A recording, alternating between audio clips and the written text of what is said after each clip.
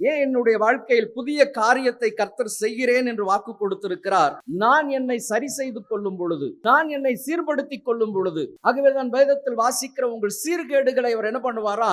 குணமாக்குவேன் என்று வாக்கு கொடுத்திருக்கிறார். உங்கள் சீர்கேடுகளை குணமாக்குவேன். கர்த்தர் புதிய காரியத்தை செய்வேன் என்று வாக்கு கொடுத்திருக்கிறார். அது இப்பொழுதே தோன்றும் என்று வாக்கு கொடுத்திருக்கிறார். அப்ப என் வாழ்க்கையில் நான் ஆசீர்வாதத்தை பெற்றுக்கொள்ள கூடாதபடிக்கு இருக்கிற காரியம் என்ன அப்படின்னு சொன்னா, ஏசாயா தீர்க்கதரிசன புஸ்தகம் வாசிக்க கேட்ட தளர்ந்த கைகளை திடப்படுத்தி, தள்ளாடுகிற முழங்காலை பலப்படுத்தி.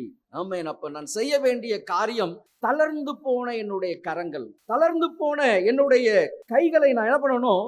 திடப்படுத்தி தள்ளாடுகிற முழங்காலை பலப்படுத்த வேண்டுமா? தள்ளாடுகிற என்னுடைய கரங்கள். இனி எனக்கு எதுவும் கிடைக்காத ஐயா, நன்மைகள் கிடைக்காது. ஒரு விதமான சோர்வுகள் வரும் பொழுது பலவீனம் நம்மை அறியாதபடி ஆட்கொள்ளும் பொழுது, ஐயா இந்த ஆண்டவரை தேடி எனக்கு என்ன நன்மை கிடைத்தது என்று சொல்லி நம் சோர்வுக்குள்ளாகவே அமர்ந்து